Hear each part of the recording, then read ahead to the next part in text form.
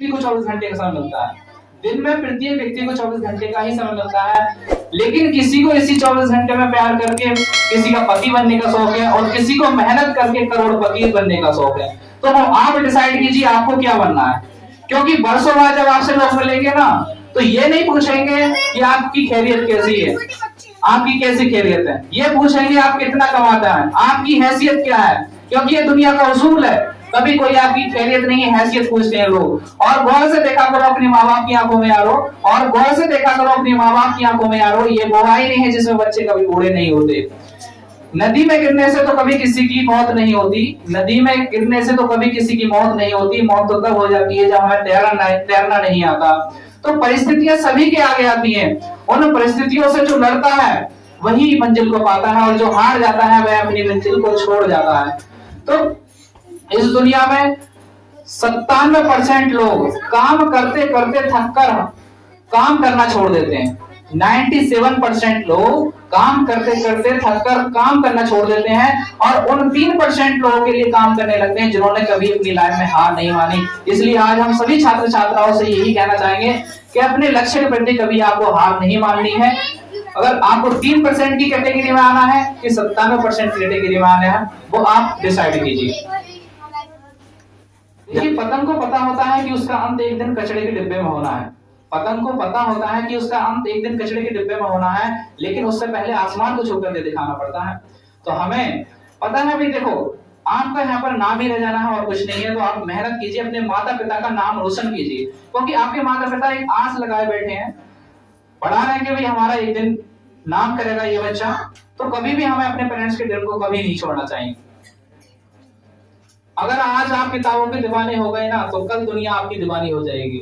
क्योंकि देखिए, सफलता बहुत ज्यादा जरूरी है। एक बात हम अक्सर आपसे कहते आए हैं, कभी भी हमें किसी से जलन की भावना नहीं रखनी चाहिए, क्योंकि आपने माचिस को देखा है, वह दूसरे को जलाने से पहले खुद ही जल जाती है। तो कभी भी हमें किसी से भी जलन की भावना नहीं रखनी चाहिए, क्योंकि अक्सर गांव में हमने देखा है कि एक दूसरे से जलन की भावना रखते हैं। तो कोई भी व्यक्ति, देखो बुराई उसी की करते हैं लोग जो आगे बढ़ रहा है, जो गरीब है, जो पीछे है, उसकी कोई पूछता भी नहीं। जो मेहनत कर रहा है, जो संघर्ष कर रहा है, उसी की लोग बुराई करते हैं। जो गरीब है उसको कौन पूछ रहा है, कोई नहीं पूछता है। तो कभी भी हमें कहते हैं ना कि महफिल भी रोएगी हर दिल भी रोएगा, कहते हैं ना कि महफिल भी रोएगी हर दिल भी रोएगा, डूबेगी कश्ती मेरी तो साहिल भी रोएगा, इतना प्यार बांटूंगा इस दुनिया को है मेरे दोस्त कि मेरे मरने के बाद मेरा आशिक क्या मेरा कातिल भी रोएगा। तो देखिए, आज रूप से आपको बताएंगे असली खुशी कब मिलती है। जब आप कामयाब हो जाएंगे, जब आपको नौकरी मिल जाएगी। नौकरी मिलने की बात भी कोई खुशी नहीं है। असली खुशी कब मिलेगी, जब आप नौकरी की पहली सैलरी अपनी माँ की हाथों में ले जाकर के देंगे, और तब याद करेंगे वो दिन कि जब आपको स्कूल जाते वक्त आपकी माँ 1 रुपया देती थी, और आज हम करोड़ों लाखों कमाने लगे हैं। तो उन लाखों रुपए की अहमियत कुछ भी नहीं है उस 1 रुपया के आगे, जब आपकी माँ आपको स्कूल जाते वक्त दिया करती थी। तो आपको असली खुशी तब मिलेगी जब आपको नौकरी जॉब मिल जाएगा, और जॉब की पहले से अपनी माँ की हाथों में ले जाकर के दोगे। तो हमें क्योंकि देखो, हमारे बातचीत करने का तरीका ही हमारे संस्कारों का परिचय करा देता है। तो कभी भी हमें अपने संस्कारों का परिचय, हमने बातचीत करने का तरीका इस लिहाज में इस तरीके से दूसरे के सामने पेश करना है, जिससे देखो, अगर कोई सभ्य व्यक्ति आपके माँ बाप को नहीं कोसेगा, सभ्य व्यक्ति कोई आपको नहीं कोसेगा, आपके माँ बाप को कोसेगा, क्योंकि वो ये सोचेगा आपके माँ बाप ने आपको अच्छे संस्कार नहीं दिए। तो बातचीत करने का तरीका आपके माँ बाप का परिचय करा देता है, इसके माँ बाप ने कैसे संस्कार दिए। तो कभी भी हमें अपने बातचीत करने का तरीका, अपने जो कम्युनिकेशन स्किल्स हैं, उनको अच्छे से दूसरे के सामने बोलना है। कभी भी हमें गलत तरीके से दूसरे के सामने नहीं बोलना चाहिए। तो हमें इसी को देखते हुए, आप जानते हैं कि प्रेजेंट टाइम में, वर्तमान समय में कंप्यूटर बहुत ज्यादा जरूरी है, और यहाँ पर आप जानते हैं कंप्यूटर एजुकेशन के साथ साथ यहाँ पर कंपटीशन क्लासेस भी यहाँ पर लग रही हैं, जैसे कि आप यूपी पुलिस, लेखपाल इत्यादि जॉब की यहाँ पर तैयारी कर सकते हैं। और इसी के साथ साथ कंप्यूटर स्किल्स में भी अपना स्किल्स को बेहतर कर सकते हैं, क्योंकि आप जानते हैं कि जो अपना जीवन हो गया है वह एक टेक्निकल जीवन है। कैसा जीवन है? टेक्निकल जीवन है। अगर मैं आपसे कहूं कि भाई 15 साल पहले या 20 साल पहले आपसे कहें कि आप दिल्ली में हो और हमें आपको 20,000 रुपए भेज देंगे 1 मिनट में और आप निकाल लेंगे, तो आप विश्वास नहीं करते। या 10 साल पहले कहें कि आप दिल्ली में बैठे हो और आप हमारा चेहरा देख सकते हैं, तो आप विश्वास करोगे? नहीं कर सकते, क्योंकि ये तकनीकी नहीं थी। तो इसीलिए हमें समय के अनुसार चेंज हो जाना चाहिए, अन्यथा समय खुद तय कर देगा आपको कैसे चलाना है। तो हमें समय के अनुसार चेंज हो जाना चाहिए, क्योंकि इस समय जो समय चल रहा है ना, वह तकनीकी जीवन है, टेक्निकल जीवन है। तो हमें टेक्निकल बनना पड़ेगा। और टेक्निकल नहीं बनोगे तो वही 20 साल पहले की जिंदगी जी रहे हो आप। ठीक है, जिस समय ऑफलाइन हुआ करता था कार्य, अब इस समय हर चीज ऑनलाइन है। हर चीज को मोदी जी, हमारे माननीय प्रधानमंत्री जी हर चीज को डिजिटल कर रहे हैं। अब ये मान लीजिए जो RBI reserve bank of India है, उसने जो आप जो रुपया चला रहे हैं ना, अब इसका भी बिल्कुल डिजिटल करेंसी में कन्वर्ट कर रही है। ठीक है, क्योंकि इसको छापने में बहुत ज्यादा एक्सपेंसिस होता है। जो आप 2000 का नोट देखते हैं, 500 का देखते हैं, उसको भी 2-3 रुपए के समथिंग उसको बनाने में खर्चा आ जाता है। तो ये सभी एक्सपेंसेस कम हो जाए, तो इसीलिए डिजिटल करेंसी में कन्वर्ट किया जा रहा है। और आपने देखा होगा जब भी कोई आप कोई भी खाना या ऑर्डर करते थे तो डिलीवरी बॉय आता था, लेकिन आज के समय में एलोन मस्क ने एक ऐसा रोबोट बना दिया है जो घर आपके ऑफिस और घर तक आपको खाना डिलीवरी करेगा। यानी अब व्यक्ति की जरूरत नहीं पड़ने वाली, यानी कंपनियों के अंदर भी अब रोबोट काम करने वाले हैं। कुछ समय में ऐसा होने वाला है कि एलोन मस्क ने एक ऐसा रोबोट तैयार कर दिया है जिसके माध्यम से आप घर में किसी नौकर को ना रख के रोबोट को रखेंगे। तो हर चीज तकनीकी की ओर बदलती जा रही है, तो हमें भी तकनीक यानी टेक्निकल बनना पड़ेगा। तो आई होप कि आप तो समझ गए होंगे जो भी हमने बताया। वो हम अपने गणतंत्र दिवस को मनाने के लिए एकत्रित हुए हैं, क्योंकि आज हम यहाँ पर एकत्रित हैं तो उन वीर शहीदों की वजह से जिन्होंने हमारे देश को आजाद करवाया, उनकी वजह से आज हम यहाँ पर एकत्रित हुए हैं। तो सबसे पहले मैं हम आज सभी यहाँ पर उपस्थित शिक्षकगण व छात्र छात्राओं को गणतंत्र दिवस की हार्दिक बधाई व शुभकामनाएं देते हैं। और आप सभी जानते हैं कि जो हमारा देश आजाद हुआ है, उसमें हमारे देश को आजाद करवाने के लिए बहुत क्रांतिकारियों ने जन्म लिया और बहुत संघर्ष से हमारे देश को आजाद हुआ। आप जानते हैं कि सबसे पहले हमारे देश पर ब्रिटिश शासन का हुकूमत हुआ करती थी, जिस पर अंग्रेजों की हुकूमत हुआ करती थी। और इतनी ज्यादा हुकूमत हो गई, अगर आप वंदे मातरम बोलते थे तो वंदे मातरम बोले जाने पर कोड़े और घोड़े दौड़ाए जाते थे। तो इस और हद तो तब हो गई जब 13 अप्रैल 1919 को जलियांवाला हत्याकांड में बूढ़े, बच्चे और महिलाओं पर गोलियां चलाई गई ब्रिटिश सरकार के द्वारा, और जिसके पश्चात उसी से ऐसे ऐसे वीर जन्मे जिन्होंने ठान लिया कि अब हमें अपने देश को आजाद करवाना है, क्योंकि उसमें लाखों महिलाएं और पुरुष और बच्चों ने अपना बलिदान दे दिया। उन निहत्थे व्यक्तियों पर, देशवासियों पर हमारे गोलियां चलाई गई, बरसाई गई, जिसके द्वारा जैसे वीर भगत सिंह शहीद और गुरुदेव, इन कई सारे क्रांतिकारियों ने ठान लिया कि अब हमें अपने देश को आजाद करवाना है। तभी हमारा देश इसी क्रांतिकारियों को लड़ते हुए हमारा देश 15 अगस्त 1947 को स्वतंत्र हो गया। लेकिन हमारा गणतंत्र होने के लिए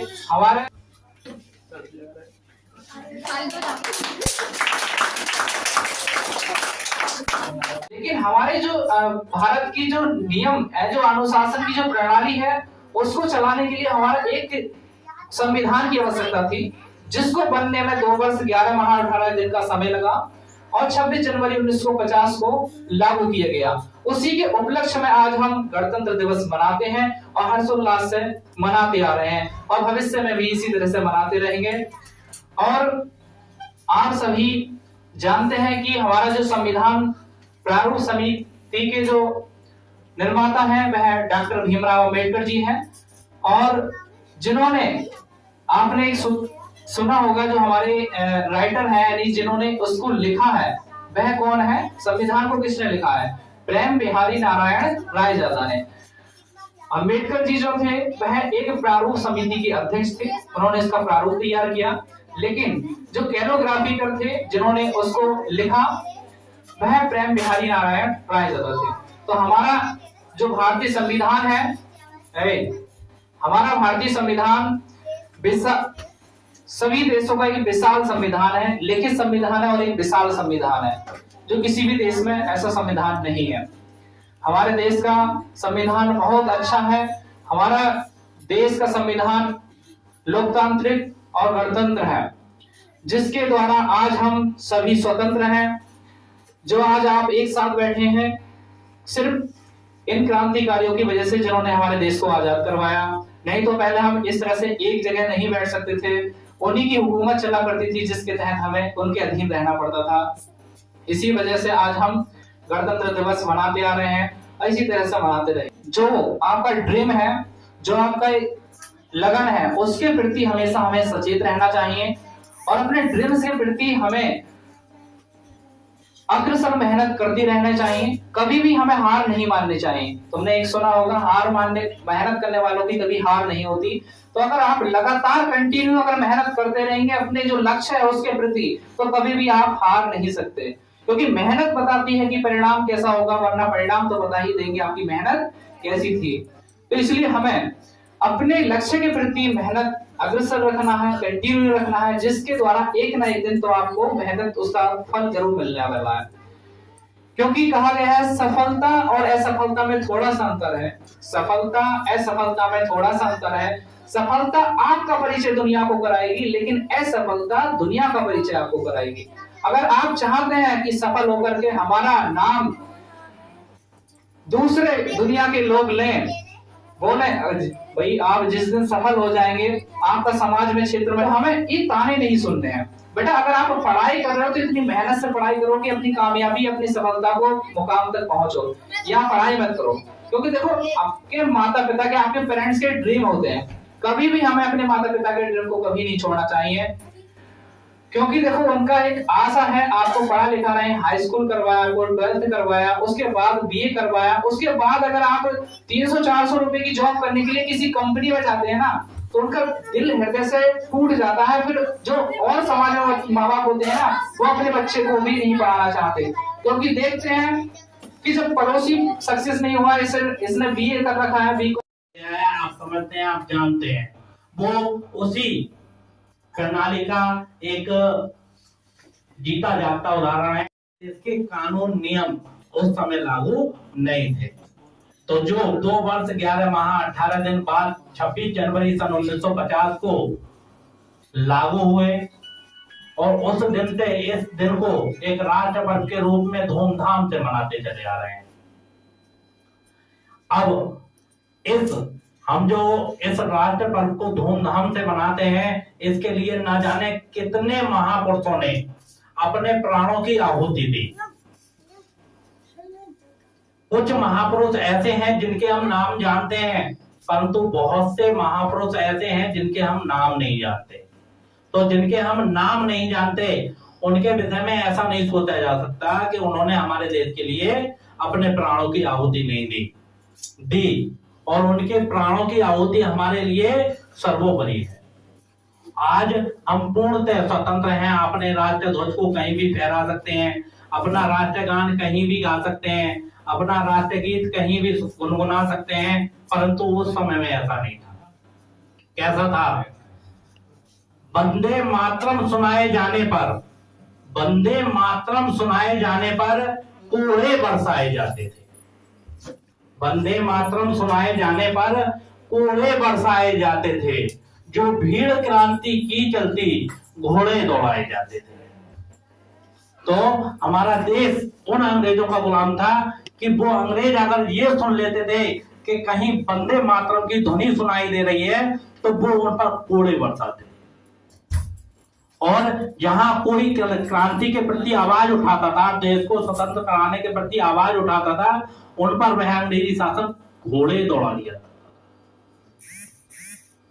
तो हमारे देश की भूखी नंगी जनता उनके सामने, किसके, अंग्रेजों के सामने तो रोती थी, बिलकती थी, परंतु उनके कुछ समझ में नहीं आता था, क्योंकि वो इस हिंदी भाषा सोने की चिड़िया कहा जाता था।